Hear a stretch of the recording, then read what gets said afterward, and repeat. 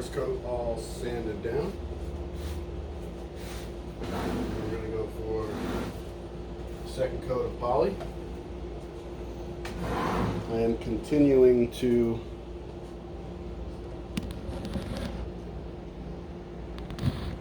you should see my awesome camera stand I have. It's quite hilarious.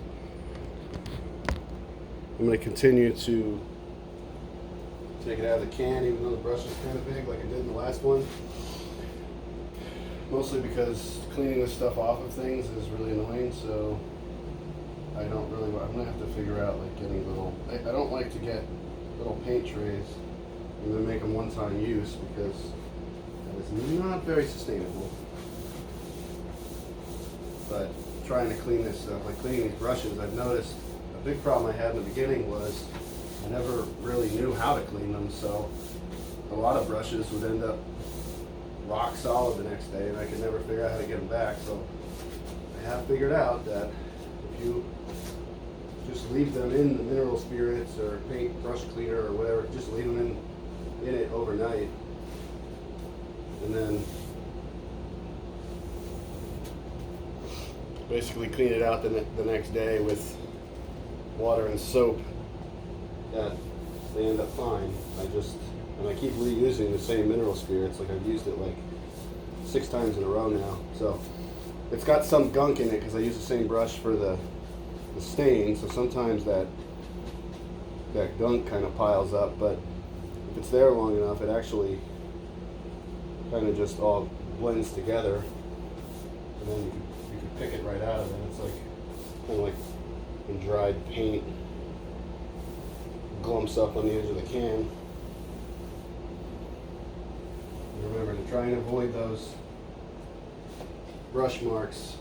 I try and go as quickly as I can and try and do a line about the width of the brush. And I go to halfway through.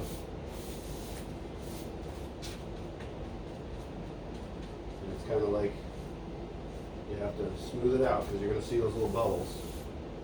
Smooth it out. Smooth it out. Now if I were to go to here instead of finishing this line, what I had happen was you'll see, it'll be so obvious when it dries, you'll see this big area with all these brush marks right in the middle. Made that mistake before, so I believe this is the best way to do it. In bigger swaths like this, but you got to make sure you don't miss any spots before you flatten it out. Because again, same thing, any little tiny spot you miss is going to be so obvious when it dries. Okay, so smooth out the bubbles. And as you do back across the area I just did, and then you go all the way down. And this is the kind of thing that gets really affected by how quickly it dries. Because this one's drying already, and I can already see I probably made a line right there. But I never said I was an expert. I'm getting better. Getting closer. But who really is an expert? Because every time I look at a video online, they're like, yeah, do this, it's great, it'll definitely work. And then you try it, and it's like, yep, didn't work. So I'd like to know, like, do they ever follow up on their videos to show that, like, what they tried didn't work at all? Or are they just like, that's fine. We'll just keep misleading people online and pretending like everything's fine. I think that's what they do.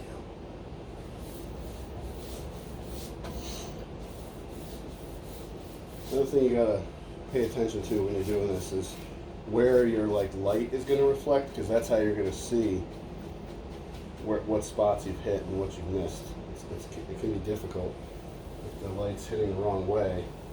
And I'm actually gonna see where you've met, like I missed a spot here in the middle. Until I get the angle good on the light, I won't see it.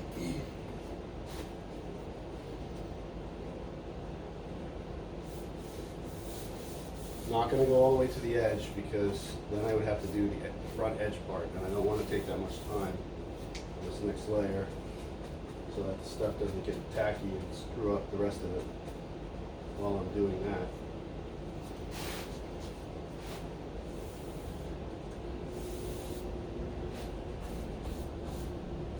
haven't done a whole lot of videos online. I'm kind of curious to see how many people are going to come on here and be like, "This dude is totally wrong," which is fine. Because if I am, I would love to see a comment on exactly what I can improve. I don't think I've ever had a job where, even when I was managing entire stores or garages, I never had a time where I was like, "I know everything and I can't learn anything else." There's almost always somebody who does it better. Almost always. Maybe not just better, but maybe I'm doing something completely wrong. It would be nice to know. I certainly have a new problem I have to fix on the white parts of these pieces, in that I don't really understand what's occurring. I'm putting chalk paint on, and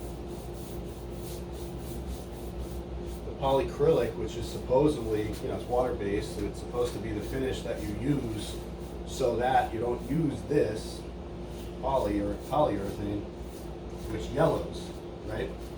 But I'm getting a good amount of yellowing going on anyway, and I'm not 100% sure. I believe the temperature also had an effect on that, because it seems like the pieces I've done in here are coming out a little different, but they're still coming out with a little bit of yellow, so I'm confused as to what exactly I'm missing there. It's probably why people pick some very specific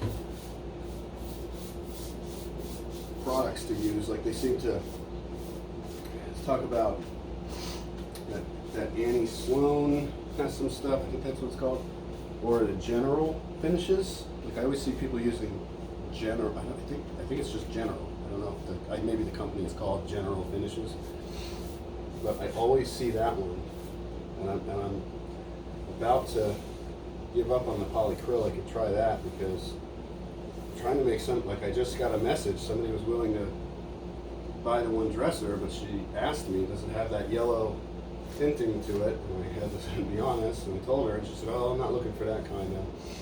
And it's funny, because she said that she had gone to look at another piece, expecting it to be white, and it had that yellow, so I'm not the only one having that issue. But if people want white, they want white. Alright, so that's done. We'll see how that finishes out. I can see that there's some brush strokes, so normally I take a look, and if it's acceptable, then I'll just leave it. If it's really obvious, then I'll fix it. Thanks, y'all.